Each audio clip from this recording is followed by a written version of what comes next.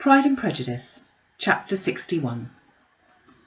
Happy for all her maternal feelings was the day on which Mrs. Bennet got rid of her two most deserving daughters. With what delighted pride she afterwards visited Mrs. Bingley and talked of Mrs. Darcy may be guessed. I wish I could say, for the sake of the family, that the accomplishment of her earnest desire in the establishment of so many of her children produced so happy an effect as to make her a sensible, amiable, well-informed woman for the rest of her life. Though perhaps it was lucky for her husband, who might not have relished domestic facility in so unusual a form, that she still was occasionally nervous and invariably silly. Mr. Bennet missed his second daughter exceedingly. His affection for her drew him oftener from home than anything else could do.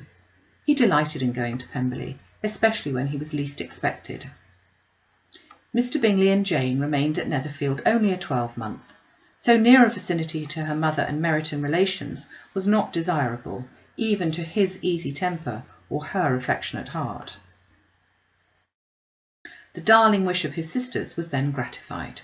He bought an estate in a neighbouring county to Derbyshire, and Jane and Elizabeth, in addition to every other source of happiness, were within 30 miles of each other. Kitty, to her very material advantage, spent the chief of her time with her two elder sisters.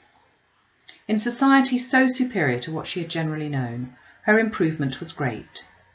She was not of so ungovernable a temper as Lydia, and removed from the influence of Lydia's example, she became, by proper attention and management, less irritable, less ignorant, and less insipid. From the further disadvantage of Lydia's society, she was of course carefully kept, and though Mrs. Wickham frequently invited her to come and stay with her with the promise of balls and young men, her father would never consent to her going.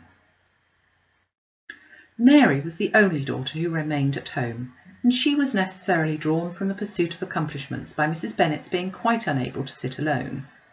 Mary was obliged to mix more with the world, but she could still moralise over every morning visit.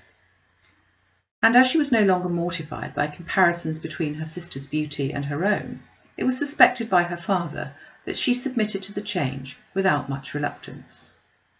As for Wickham and Lydia, their characters suffered no revolution from the marriage of her sisters.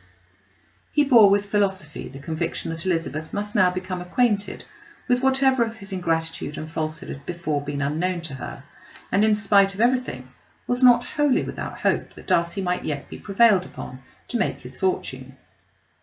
The congratulatory letter which Elizabeth received from Lydia on her marriage explained to her that, by his wife at least, if not by himself, such a hope was cherished. The letter was to this effect: My dear Lizzie, I wish you joy. If you love Mr. Darcy half so well as I do my dear Wickham, you must be very happy. It is a great comfort to have you so rich, and when you have nothing else to do, I hope you will think of us. I'm sure Wickham would like a place at court, and I do not think we shall have quite enough money to live upon without some help. Any place would do of about 300 or 400 a year, but however, do not speak of it to Mr. Darcy, if you'd rather not. Yours, etc. As it happened that Elizabeth had much rather not, she endeavoured in her answer to put an end to every entreaty and expectation of the kind. Such relief, however, as it was in her power to afford, by the practice of what might be called economy in her own private expenses, she frequently sent them. It has always been evident to her that such an income as theirs, under the direction of two persons so extravagant in their wants and heedless of the future, must be very insufficient to their support, and whenever they changed their quarters, either Jane or herself were sure of being applied to for some little assistance towards discharging their bills. Their manner of living, even when the restoration of peace dismissed them to a home, was unsettled in the extreme. They were always moving from place to place in quest of a cheap situation, and always spending more than they ought. His affection for her soon sunk into indifference. Hers lasted a little longer, and in spite of her youth and her manners, she retained all the claims to reputation which her marriage had given her. Though Darcy could never receive him at Pemberley, yet for Elizabeth's sake he assisted him further in his profession. Lydia was occasionally a visitor there when her husband was gone to enjoy himself in London or Bath, and with the Bingleys they both of them frequently stayed so long that even Bingley's good humour was overcome, and he proceeded so far as to talk of giving them a hint to be gone.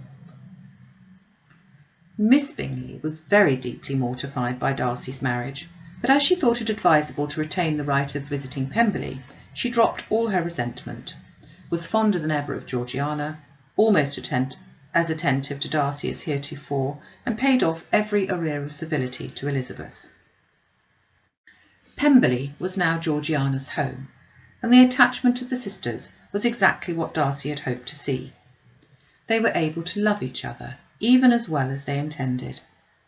Georgiana had the highest opinion in the world of Elizabeth, though at first she often listened with an astonishment bordering on alarm at her lively, sportive manner of talking to her brother. He, who had always inspired in herself a respect which almost overcame her affection, she now saw the object of open pleasantry.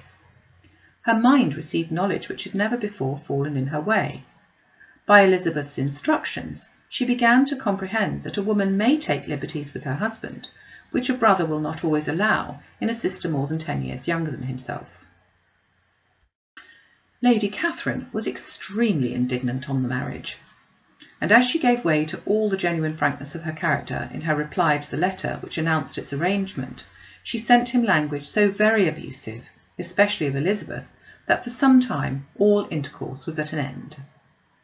But at length, by Elizabeth's persuasion, he was prevailed on to overlook the offence and seek a reconciliation, and after a little further resistance on the part of his aunt, her resentment gave way, either to her affection for him or her curiosity to see how his wife conducted herself, and she condescended to wait on them at Pemberley, in spite of that pollution which its woods had received, not merely from the presence of such a mistress, but the visits of her uncle and aunt from the city. With the Gardiners they were always on the most intimate terms. Darcy, as well as Elizabeth, really loved them, and they were both ever sensible of the warmest gratitude towards the persons who, by bringing her into Derbyshire, had been the means of uniting them.